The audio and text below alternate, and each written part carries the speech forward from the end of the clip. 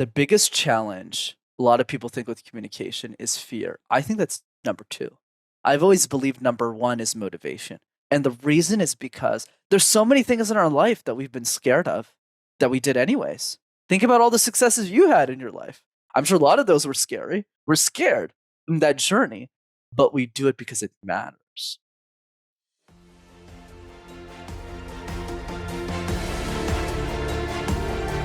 If you're struggling with your vitality, energy, mood, focus, or sleep, this podcast is for you. Your host, Dr. Tsung, ER doctor and aerospace flight surgeon, will help you reach for the stars and remove the barriers or blockades that have been holding you back from living your best life. If you've been challenged by your health, relationships, or productivity, then it's time for a breakthrough. So here's your host, Dr. Tsung.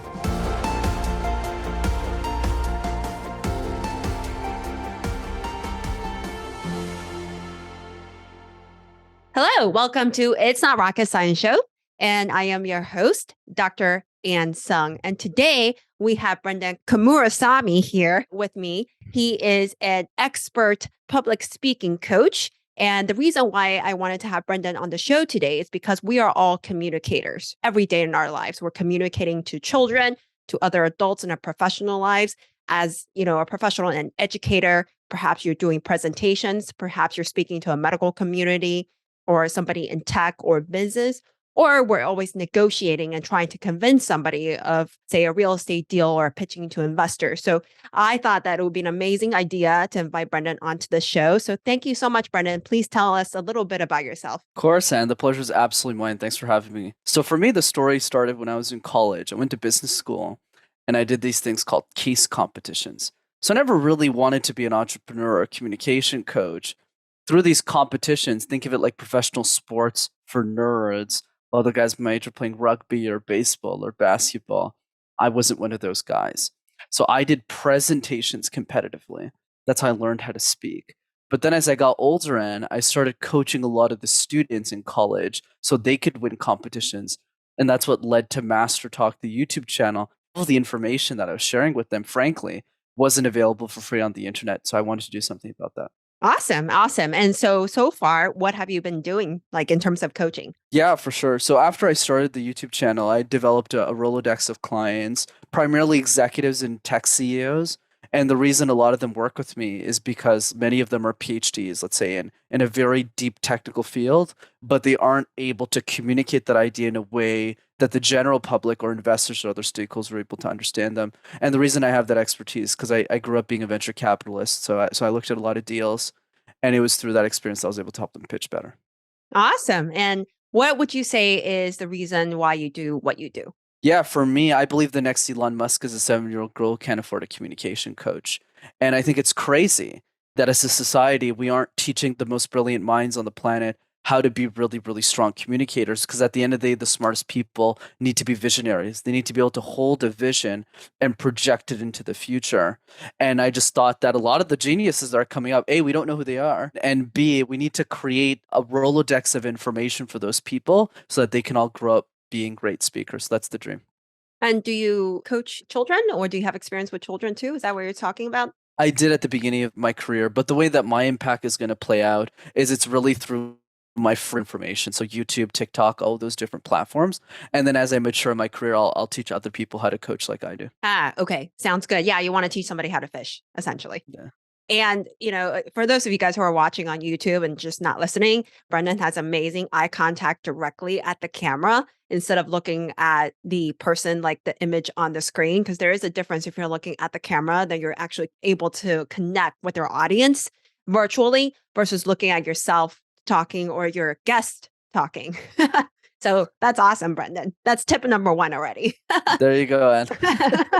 So moving forward, we will usually follow the why and then the what and then the how format on this podcast. So you kind of already talked about your end goal, kind of your vision, what that might look like. And I want to kind of switch gears to what it might look like for somebody who wants to improve their public speaking skills.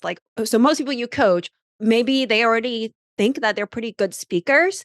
And after they get coached by you and go through your tips and strategies, what are some of the things they can expect, the end results they can expect that they may not realize? Yeah, for sure. And so the way that I think about this is communication is like juggling 18 balls at the same time. So one of those balls is eye contact, one of them is body language, storytelling, knowing how to do the right facial expressions, knowing how to smile. But the problem is most of us don't know how to juggle all 18, or if we're getting started in our journey to be great communicators, it's really intimidating, frankly, to try and juggle all 18 balls at the same time.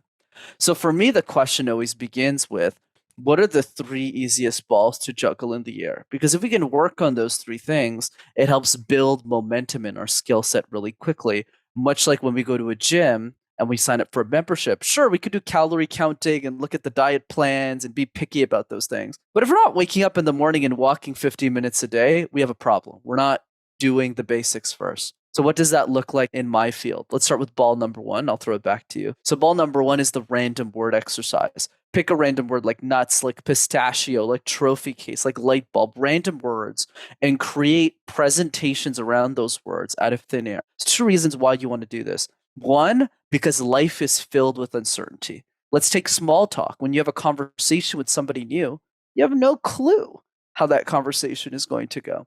So if you do the random word exercise and you talk about avocados for 30 seconds, everything else becomes really easy in the real world. And then finally, the second reason that I tell my clients is if you can make sense out of nonsense, and you can make sense out of anything. And that's the power of the random word. Okay. So from your clients, in terms of like the results that you've seen or progressions that you've seen, can you give us some examples? Yeah, for sure. So how does that look like from a client transition perspective? How do they progress? So a lot of them, their struggle is they already have the right ideas, but it doesn't come off in a way that people are gravitated towards their ideas, right? Scientists, PhDs are a good example of this, where they have a deep technical prowess. But when they talk, people don't really understand what they're saying, or they don't value them as high level.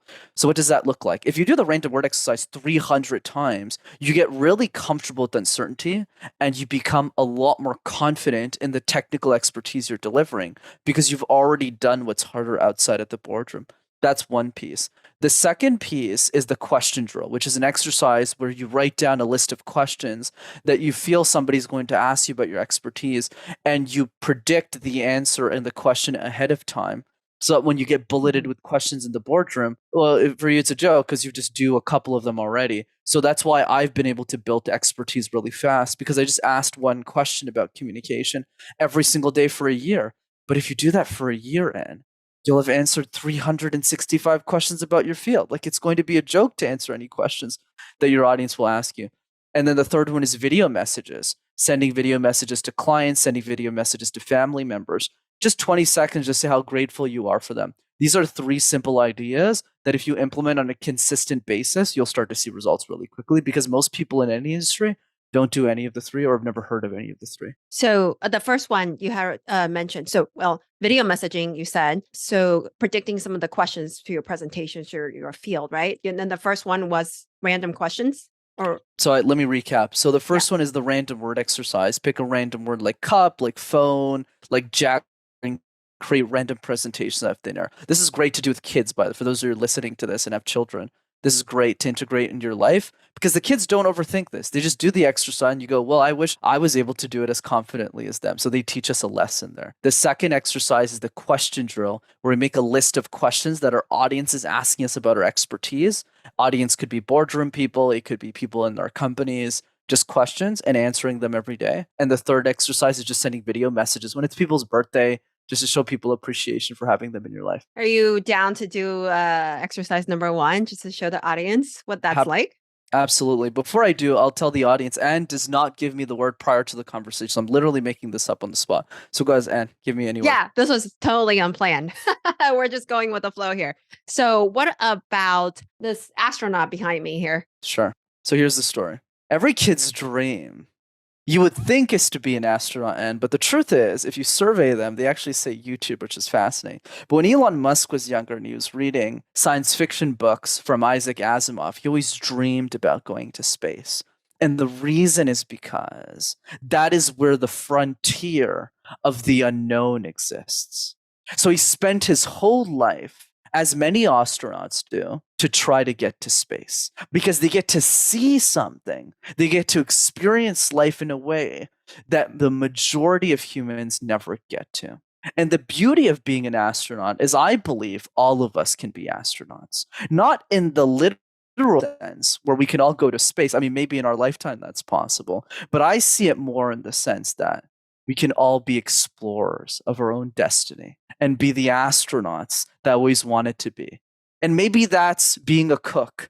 Maybe that's going to the beach a little bit more times a week. Maybe that's being a better mother for our children. Once we figure out what that astronaut like experience is in our lives, we can embrace that much more. So I encourage you to pursue it. That's it.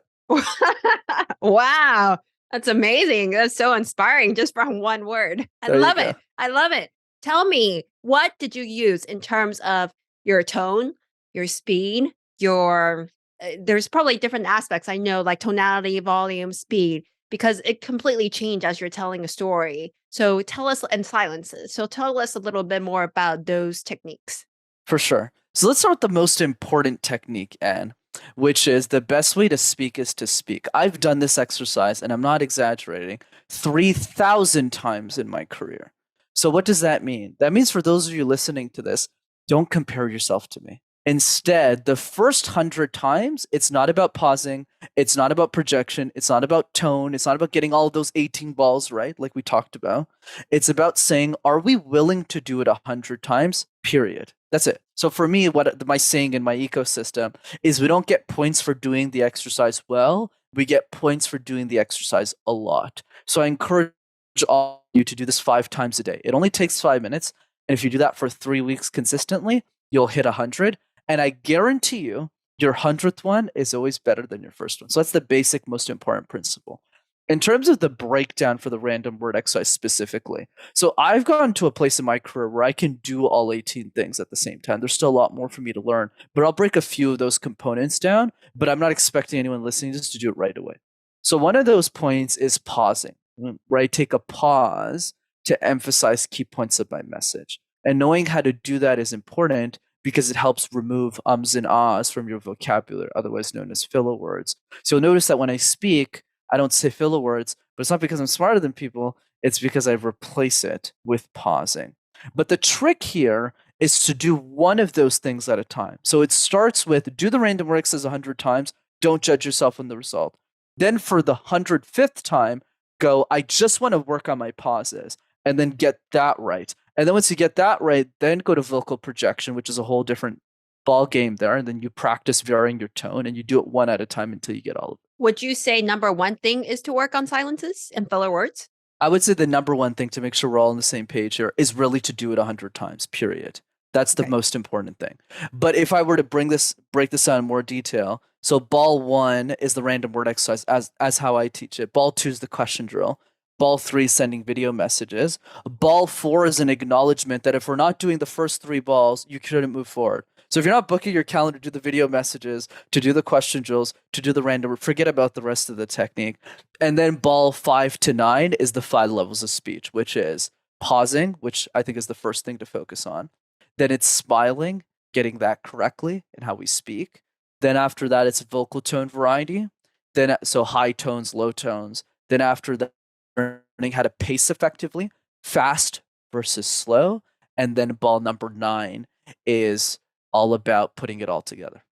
Ah, okay. So yeah, without the foundation, forget about the others, right? Like you were That's saying right. before. So again, just to recap, it's random word exercises about 5 times a day that you prefer, right? And then you also want to ask one question, maybe one. One is enough every day. One is good to get the conversations. Obviously, I don't do this. I take this to an extreme because I've done this a lot. So I might do 50 questions in a day. Like on Wow. the podcast, I'm doing 25 questions in an hour, right? Technically, right? Depending on the host. So and I'm doing a lot of these. So I'll probably answer 100 questions a week. But for those of you who are listening who are getting started, definitely one question a day makes sense. And then yes, video messages, couple a day. Are you just thinking about these questions yourself, or say if I'm in medicine, I would just go for a look at a board exam question and try to respond vocally? Great question, Ann. So there's different layers in how to do this exercise. I always like to emphasize whichever way is easiest for you. So I'll show what's on the menu. So the first way to do this is to come up with the questions yourself, right? So let's say you're super introverted, you write a bunch of questions, you just look at each question, you're done. The next layer is to get feedback from your audience, which is just ask people what questions they have for you. This is what I do. So you have a list of hundreds of questions, and I just tackle one of them every day. I do it more on autopilot with podcasts, though, so it's easier for me, but not for most people listening to it. And then the third layer, which you actually hinted on upon really well, is the idea of making it more collaborative. This doesn't have to be an exercise where we're alone in our basement and we haven't showered in 3 days and we're doing this exercise alone. That's not what it looks like. It's more about saying, let's use medicine as an example. Go to your colleagues at your hospital, in your facility, in your college, in your university, and just ask them, hey, what questions did you get this week? And you all pool the questions together. And what's better is you're asking them, how would you answer this question if you were me? And you take their answers. And that's actually the fastest way to practice, but it's harder to implement. That's why I always start with just write a question every day and you'll see progress. Ah, okay. It's kind of like when I practice my oral board exam with my husband.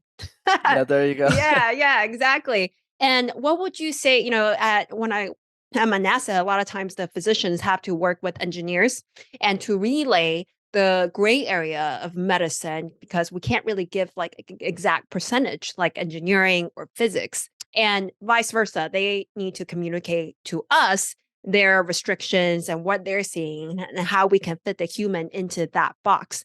Any suggestions for people in science, in tech, in medicine, on how to communicate with each other? 1000%. And great question. So here's the way I think about this. Let's start. What is my definition of communication? Because that will layer on top of your awesome question here. So what is my definition? Simple as this. How do we convey an idea in a way that achieves a specific outcome for a specific audience? Let me repeat that one again.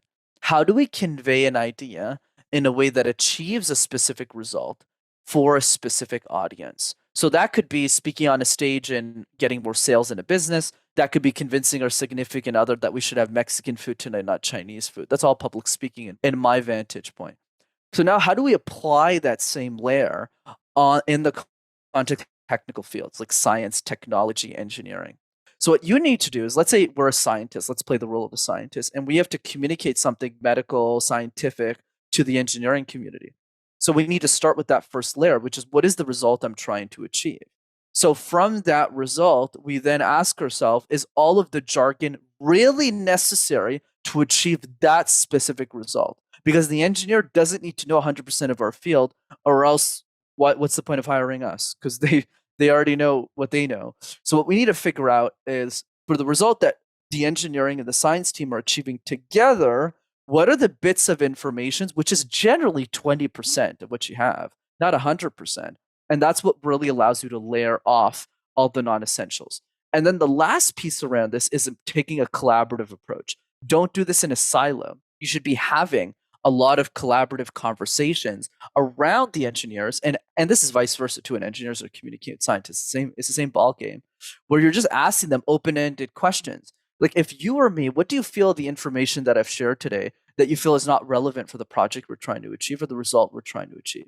And these are the questions that are missing in those conversations. That's why departments work in silos and there's a lot of inefficiencies in organizations, versus just creating a very open culture of saying, hey, Anne, you're a lot smarter than me in this area. So why don't you tell me what you think is relevant for what I'm trying to achieve? And you're the smart person. So you'll go boom, boom, boom, boom, boom. And then we have a thoughtful conversation. But what's nice is me and you're going to work together in the same department for a long time. So you don't have to do this a lot. You do this a few times, and then we establish a framework, and that we just use for the rest of our careers together. Yeah, that's fantastic. So essentially, it's all starts with collaboration, finding out what each other needs instead of just assuming what they need. And then you're wasting a lot of time trying to get a lot of details in that are essentially going over each of our heads, right? Correct. And I can use a simple example that's a little bit more fun to demonstrate this in my field, so I can speak on that. It's very different coaching a child who's 5 years old than a 50-year-old executive at a Fortune 500. Because when you're coach, and it's still communication, but the way that's the information is being parlayed is very different. So let's say I'm speaking to a 5-year-old kid. They don't want my advanced booklet on how to project my vocal tone 7 different ways. They don't care. What they're looking for is a confidence boost, because the kid is looking at me indirectly and saying, hey, Brenden, no one has ever told me I could be a great speaker. Could you be the first one? That's what Lori's expecting of 5-year-old Lori, let's say. When I'm talking 50-year-old, I don't know, John or Julia, they are still worried about communication, but the reasoning for them to get better changes, which is, hey, think about your next promotion. Think about the way you can show up as a leader, whereas the 5-year-old couldn't care less about that. So I'm still teaching the same information, but I'm communicating it in a way that changes the way the sender or the receiver of that information takes the info. I see. Yeah. You really have to find out what their purpose is and their Correct. why, essentially, right? Yeah. And how would somebody implement that when they're doing, say, physicians presenting something to engineer in the slideshow format, in the virtual format? Of course, you have the conversations beforehand, you collaborate beforehand so that you hopefully would have shown the information on there already. And I just wanted to get your thoughts on like slideshow presentations, how much details on there, technical information versus like you speaking, because a lot of times I do see a lot of, very detailed technical information presented on the whole slide. And it's almost like it's an eye chart that you're trying to zoom in. And sometimes when the presenter is speaking, then it's difficult to hear that presenter. For sure, and great question. So the way that I think about this is there's no silver bullet that solves for all. I think the one principle that stands though is generally you want one key idea per slide, or else it's really confusing for the person. So, and usually I like McKinsey's way of doing this, which is the key takeaway is at the top of the slide, and then the rest of the slide explains why that key takeaway makes sense. That's a general idea that makes sense. But I think the one other principle that you should just implement as an iterative process in those types of organizations is really just taking a step back and questioning it. So let's say the physician creates the presentation. Before we're actually presenting to the engineers, the smartest one, the really good communicator, is going to look at each slide and just question it. Why does that need to be there? Why does that need to be there? Why does that need to be there? Why do we need to share this? Why do we need to share this? And I do that with my own thought leadership. Like before, when I got the vocal tone question, I spent minutes explaining vocal tone variety and how to do this. But the problem is, no one listening to a podcast is going to do that, right? So it's more about saying, wait a second. If somebody isn't doing the random word exercise, the question drill, and the video message, knows I'm repeating the same information like 5 times, they're not doing this. They're not going to get the result because the rest of the stuff doesn't matter. So even I'm questioning my own thought leadership and layering it in a way where the audience is listening to this goes, oh, like I got to ask more questions. I got to do the random word exercise. And they get the result from listening to this episode. Okay, got it. So then what would you say? I'm going to switch gears a little bit in terms of like different field. Like if somebody is a real estate investor that you want to negotiate with lenders, or what if they're pitching to investors, or they're negotiating contracts with the seller versus buyer. I'm just curious what your thoughts are on business contracts, deals, negotiation, business relationships and investors. For sure. And so here's what I would say that. So communication's contextual. So example, negotiations is very, very different than the front end pitch to raise funding, right? So let me give an example here to layer that. So when we're raising for a presentation, let's say in real estate, that's already going to be very different than tech, because in real estate, you're really selling the investor and you're selecting the right investor for the right property. So let's say you're raising for multifamily, you're not going to go to someone who's flipping single homes because it won't work. Like that, you're not talking to the right audience. That's one piece. But then the other piece is, let's say you're talking to multifamily and you're raising a round, you got to make sure that you're really selling the dream of that property and why that property is a better investment than any other property in the same area that investor is focalized on, that investor is focused on. So that's the piece around that. Whereas when you're raising for venture capital, which is more on the tech side, it's a completely different pitch. That pitch is more layered in the sense of showing the market opportunity, talking about competition, why they're going to stand out, what's your unique USP, and it's a completely different format. So I think it's all about context. But the way that I think about it is you got to order it in what's priority for you personally. That's why I always think about this question: how would your life change if you're an exceptional communicator? So from that question, you go, okay, well, I need to do X. Okay, so let's say X is building a startup pitch. In that case, don't worry about the negotiations too much because you haven't gotten the deal closed. So just focus on getting that pitch. And then once they're interested, then they'll start negotiating, because no one's ever going to negotiate with you until the deal's closed, until they're actually interested. So it's all about just layering the right steps. So I said you're talking about picking the one that matters to you the most right now. That's going to get you to your end goal first, and then work on that specific context. 1000%. That's why I was like using the 18 balls analogy, because it's visual for people. They go, okay, like raising capital for me might be ball 1, but for Anne might be ball 17 because she might not be looking to raise capital at all. Or maybe it's the opposite. And that's what helps us build communication strategy around that. Is there a common mistake, let's say in the example of a real estate syndicator or investor looking to partner with other people. Is there a mistake in communication that people commonly make? Love that. I would say the biggest mistake by far for anyone who messages pitch decks and raises capital is they don't bulletproof their deck. So what does that mean? That means literally being in a room with for 3 hours with people that are vicious. Like not people that are nice, people that are vicious, that are friends, and will poke every little hole in your idea and your investment, whether it's ROIC, return on invested capital, whether it's like all the metrics, until you have an answer for everything. And the reason people don't do this enough is because they don't understand the urgency of it. And the investing community is very, very small. So if you mess up one of the pitches, it doesn't seem like a big deal, but it is because they all talk to each other.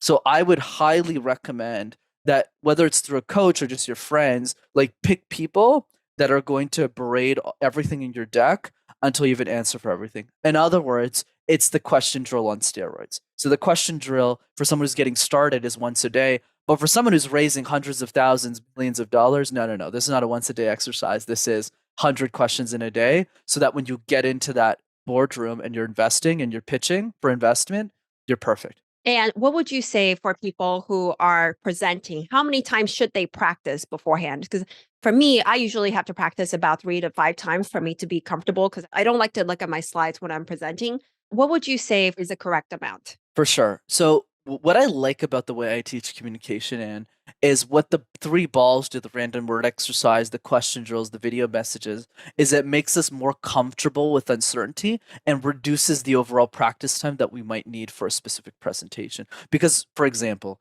if I could talk about avocados, if I have to give a presentation on communication, like who cares? Like no one's gonna ask me on a podcast like what my favorite fruit is. It's like it doesn't it doesn't matter. But at the beginning, it wasn't the case because at the beginning I sucked. So if I don't have a lot of basic information, I'm not doing the random word exercise enough. The amount of practice time that is required in my next presentation goes up dramatically. So that's one piece. The other piece I would think about is what is the level of risk of this presentation? If I'm giving a presentation to an existing client that I've already worked with, and it's the same presentation but a different group of people, like let's say an onboarding presentation, a workshop for a company, new people every year, I do very little work to prep for that because I've already done it. Like I already know what it is. But if it's a new account, I'll prepare a lot more. Or if it's the biggest stage of my life, even if it's the same presentation, I'll probably practice it 50 times. So I think it's about risk assessment. How important is this to our career? And if the risk is low, you can prepare accordingly. But if the risk is really high, like the most important presentation of the quarter, you'll put 10 times more effort into that specific one. Yeah, I can relate to that. I had a presentation to an international audience and I practiced 3 times just the hour before the presentation, just that hour. But, before month, I was like practicing already. So There you go. my first one. So I can relate to that. And a common question I get is, what would you say is a mistake that podcasters who are interviewing someone or being an interviewee, how do you become a good podcast host or somebody, who wants to share their values on a podcast? For sure. And great question. So I would cover this from 2 different areas, the guest and the host. Let's start the guest. Notice how in this entire conversation, I've been pretty cool and relaxed around the questions I'm being asked and how I'm answering them. So I never get asked a question where I go, oh no, I don't know. But when I started guesting on shows, definitely. I remember a few years ago, I get asked the funniest question. He looked at me and he said, "Where does the fear of communication come from?" And I looked at the guy and I was like, I don't know, Los Angeles, New York, London. So I wasn't trying to answer that. And that's okay because I was getting started with guesting. But what I did is I practiced the question drill. And this is not just me saying it. Now it's obvious that I've applied the question drill in my own life, that it doesn't matter what question I get asked, whether it's construction related or very specific to a physics degree and PhD. Like I've pretty much covered all places, since I've coached somebody from every field at this point in my career. So it's a lot easier for me to navigate through that. But having said that, there's a very easy way for somebody to skyrocket their learning in. All you have to do, the first guest appearance, just take it as a loss. Okay? You're not going to do well. Okay? I'm just telling you. It's fine. It's a part of the game. I was horrible. My first 100 were horrible, honestly. But you'll be a lot better than me because you have the trick. But then after the first appearance, you want to re-listen to that episode and make a list of all of the questions that you got asked in that episode. And that becomes your daily question drill routine. So let's say, for example, you got asked 15 questions. On day one, you go, if I were to re-answer, where does the fear of communication come from? How would I do better than saying New York or Los Angeles, something silly? So then I really sit there and think about it for 5 minutes, and I go, actually it starts in the education system, and I start to develop a theory around it. And then I would do that. So the next time, because you get asked the same questions over and over and over again on a podcast, just the nature of the game, you'll be a lot better. That's the guest side. Host side, here's what I'll say. And this is a great quote by Lewis Howes. He says that the pre-show is the show. So what I found, I've probably guested on 500-600 podcasts so far in my career. And I would say out of all of them, the top 5 of my appearances, the biggest shows I've been on in my career, all share one thing in common. And that is genuine excitement for interviewing me and being very specific about their approach. So I'll give you an example. One of the hosts I can remember really vividly, I was on a pre-call with them and they looked at me and they said, "Oh yeah, I listened to this episode that you're on. I got this insight. I love your mission. Let's talk about this. I'm so excited to have you." I was like, "Oh, you know about my Elon Musk mission." So what this does is it rewires the brain of the guest to go, "Oh, this one's really important." So whenever I hear that, I actually cancel a bunch of other meetings. I was like, "Oh, this person's serious. I need to focus on this show."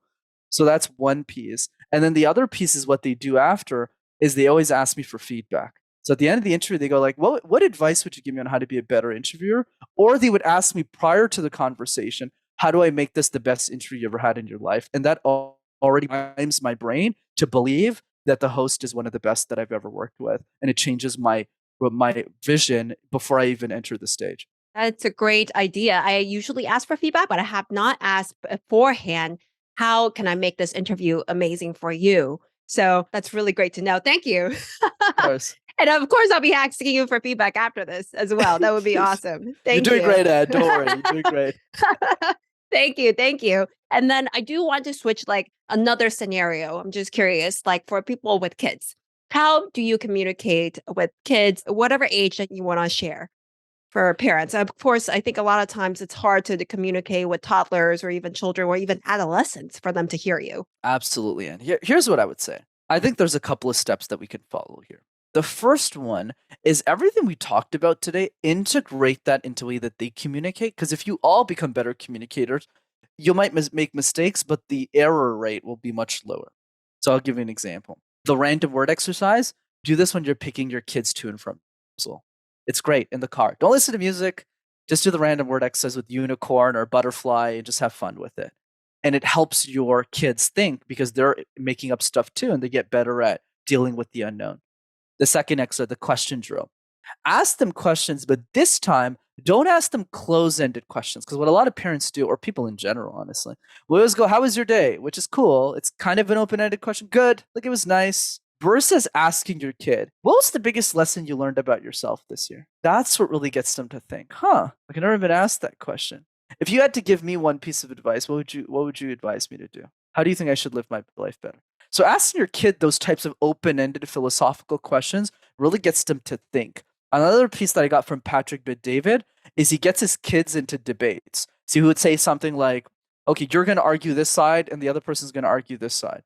How would you win this debate?" So he gives them a lot of open-ended discussion so they open up their minds. And the third piece, which is the video messages, you can do that with kids too. Have your 8-year-old send video messages to their distant relatives and it makes their day. When you get an 8-year-old video message, you freak out and it encourages the kid because it shows them they're creating impact. Last piece that I'll give that will save parents today thousands of dollars if you implement. And I call this strategy the buyer's presentation, which is just this. Whenever your kid comes up to you and says, "Hey, mom, hey, dad, I want you to buy me this," instead of saying yes or no, say yes and. I'll consider it, but you need you to give me a presentation on why you should buy me this and why I should buy you this rather. So 80% of the time what happens, Anne, is they don't actually do the presentations. I mean, you'll save a bunch of money because you didn't say no. But then the other piece, the 20% of the time, you'll be shocked. They'll create the presentation. So there you go. Wow, that's amazing. So they have some sort of extrinsic motivation to practice their public speaking skills. You got it. And when you're talking about like with kids, the random words, they're for their 30 seconds, just creating a story. Is that what it just telling them to create a story, say anything they want about it for 30 seconds? You got it. And one piece that's really important with kids is for the first 100, do not give them any negative feedback. So it's literally just, oh, wow, you did so well. But the other important piece too is you be the leader too. We're not just giving them words, we're taking their words too. So what it begins with is the kid starts by giving you word, you demonstrate it, and then the kid follows what the parent does. So a lot of people ask me all the time, and I think it's a great place to segue this in. They go, how can I make my child a great communicator? And the most important answer, Ed, is to make yourself a better communicator. Because kids will never ever do what their parents tell them to do, but they'll always be how their parents are being. So if you're the person doing the random word exercise, working out, doing the things, your kids will naturally want to be like you. There goes your why, everyone. If you have kids and if you haven't thought about, learning public speaking or just learning to be a great communicator, and do it for your children because they're going to be modeling you. And you want to be able to communicate with your children so that, I've heard a lot of times when they grow up, you grow distant from each other because you guys have never been good at communicating your whole life, or you guys have been fighting your whole life. Absolutely. I completely agree. And so now I think you gave us like so many, many, many pearls so far. I mean, there are just so many, but I'll let you repeat it again, though. I'll let you repeat it again. What if there's like one step, just one step? Let's like dial it down even more. Just one step that they take right after this. What would it be? For me, and the biggest challenge a lot of people think with communication is fear. I think that's number two. I've always believed number one is motivation. And the reason is because there's so many things in our life that we've been scared of that we did anyways. Think about all the successes you had in your life. I'm sure a lot of those were scary, right? In the same way I've thought about my life, whether it's, dating, getting married, getting that first job, going to this will they take me? Will I even get into this? We're scared in that journey, but we do it because it matters. So what is the one thing? If you could only do one, I would reflect for 10 to 15 minutes on this question, because a lot of people don't. How would your life change if you became an exceptional communicator? Really think about that, because communication is not just about doing well at work. It's about doing well in life. It's the way you talk to your family. It's the way that you raise your children. It's the way that you make amends. It's the way that you make the waiter feel at a restaurant that they actually matter, because they do. Life is about communication, and communication is about leading a more fulfilling life. So if you really answer that question for yourself, and it might be setting a better example for your kids, it doesn't matter what that reason is, but once you find it, you'll actually find the motivation to do the random word exercise, to do the question drill, and to send a few video messages to your friends. Simon Sinek, you start with the why, right? And then the how will just come after. It's like, you're not being pushed by someone behind you, but where you're actually being pulled by the why in front of you, that you want to do this, that you want to become a great communicator. And you had talked about, being able to connect with someone right away. Do you have like one tip for, say you meet a stranger, how to connect with them on a deeper level quickly? Absolutely, Anne. So here's the framework I always start with. Start with the people you like. So what I always like to say, it's a strategy I call the value list. Make a list of the 5 best people in your network. People you really enjoy talking to. This is not about money or titles or fame. This is about people that you really love, like really deeply, outside of family members. It could be a friend you went to college with. It could be, some other person you met somewhere. And then what you do is you add so much value to them that they want to introduce. That's the best way to network, because you don't get to meet a lot of people. And those people you won't have too much trouble getting along with, because they're really simple. And they're really similar, rather, not simple, but similar to who you are. The other piece that I would recommend with strangers, and this is how I approach the world, because not everybody is going to be liked, and that's life. Just make a list make a list of questions you wished other people asked you, and just ask those questions to more people. So for me, I don't care about the weather. If you meet me in person, you go, how's the weather? I'm just going to walk away. It's like, I don't care. But what I do care about, what's your dream, man? What are you passionate about? What are you excited about building this year? What's the biggest lesson you learned about yourself this year? I literally asked all these questions to all my friends this year, because that's what I want to know. And that's what I just ask strangers. But for other people, it doesn't have to be philosophical. It could be, how was the football game last week? If that's what's exciting for you, make that list. How was that soccer game? How was this? But just ask questions, that you're excited answering. And oftentimes what people do in conversations is when you ask them a question, they always ask it back to you.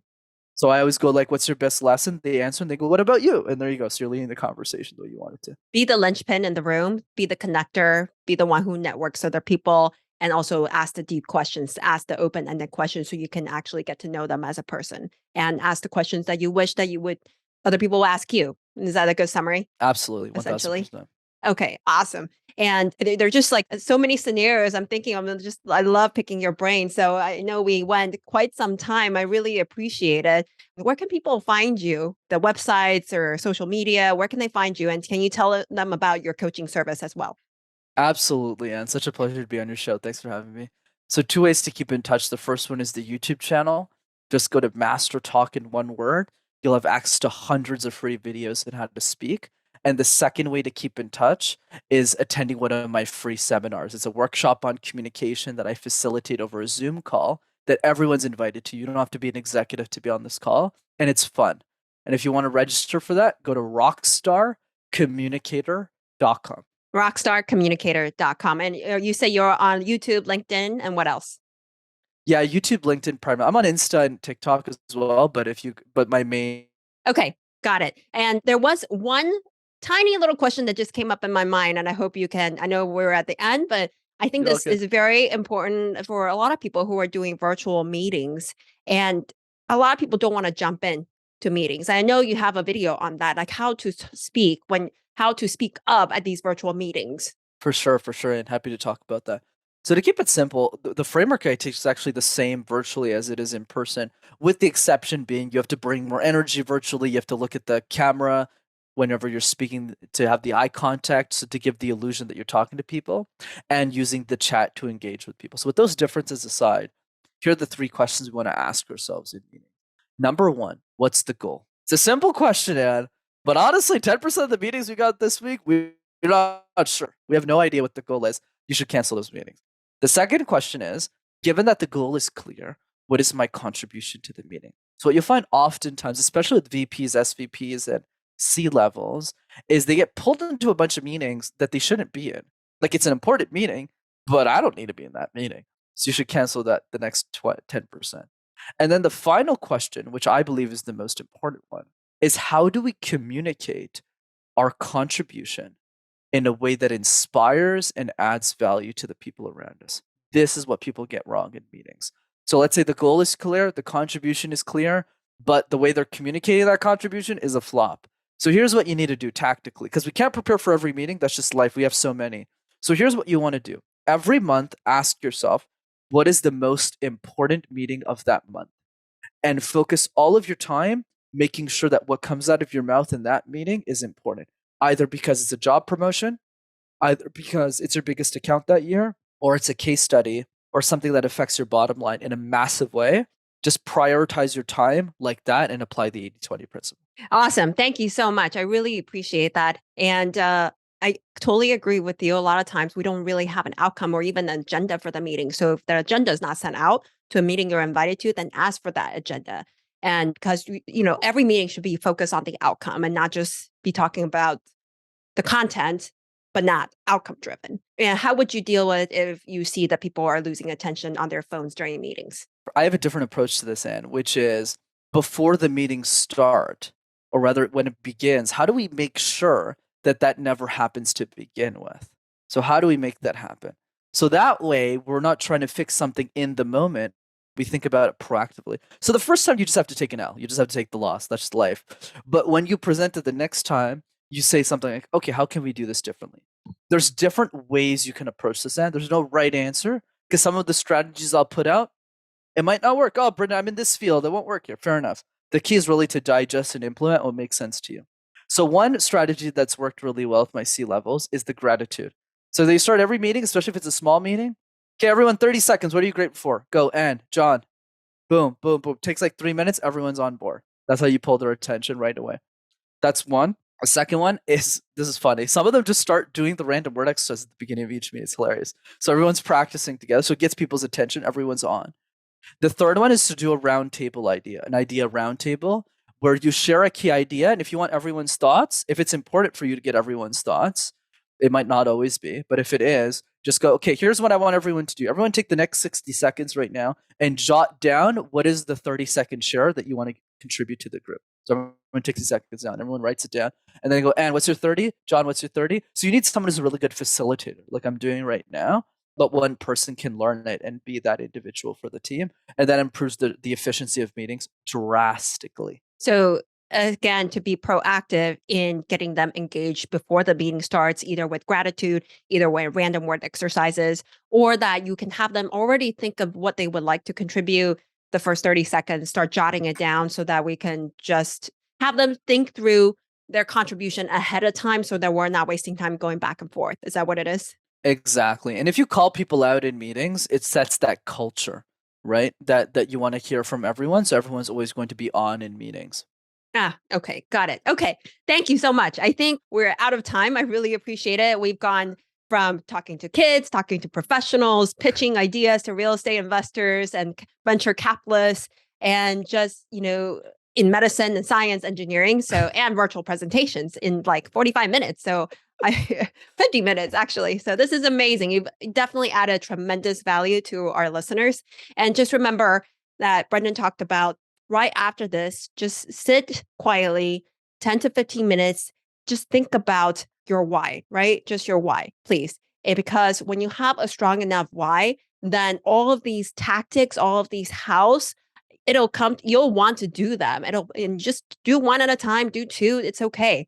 And again, please go to everything we talked about is going to be on, it's not rocketscienceshow.com.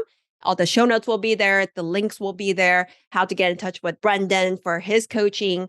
And also, if you want to get enough time to actually do all this, I do have a 7-day video masterclass on the Facebook group. So if you go to Ann Tsung MD on Facebook, there is a human optimizer group that you can join. I have a 7-day video masterclass that is for free to enroll. And I'm coaching you through this. All right. So thank you guys so much. And I appreciate all of your time, attention. Thank you, Brenden, for the value that you've added. And just remember, everything that we need is within us now. Thank you. That's it for today's episode. Head on over to iTunes and subscribe to the show. One lucky listener every single week that posts a review in iTunes will win a chance in the grand prize drawing to win a private VIP day for a health and life makeover with Dr. Ann Tsung herself. Then be sure to head on over to itsnotrocketscienceshow.com and pick up your free gift from Dr. Tsung. Then join us on the next episode.